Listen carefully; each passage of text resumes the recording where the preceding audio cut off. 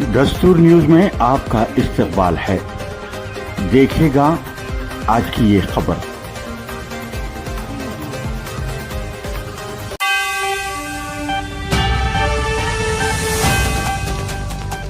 बोली कोंटा में 60 लाख रुपए के तरक्याती कामों का संगे बुनियाद रखा गया। तफसील इस तरह से है।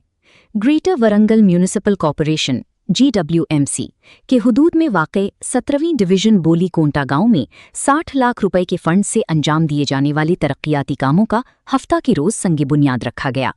इन तरक्याती मंसूबों में चौराहों की तरक्की, सीमेंट सड़कों और निकासी आब की नालियों की तामीर शामिल है।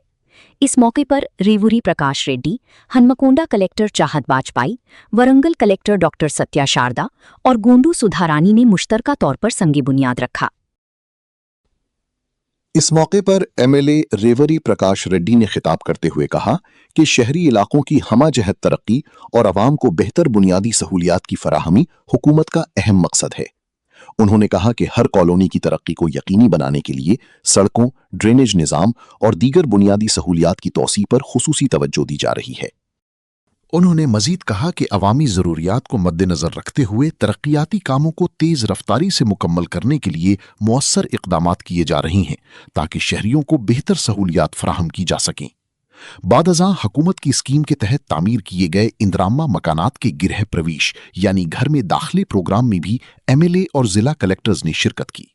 इस मौके पर मुस्तहिकीन की शाल पोशी करते हुए उन्हें मुबारकबाद पेश की गई और उनके अहले खाना के लिए खुशहाल जिंदगी की नेक तमन्नाओं का इजहार किया गया।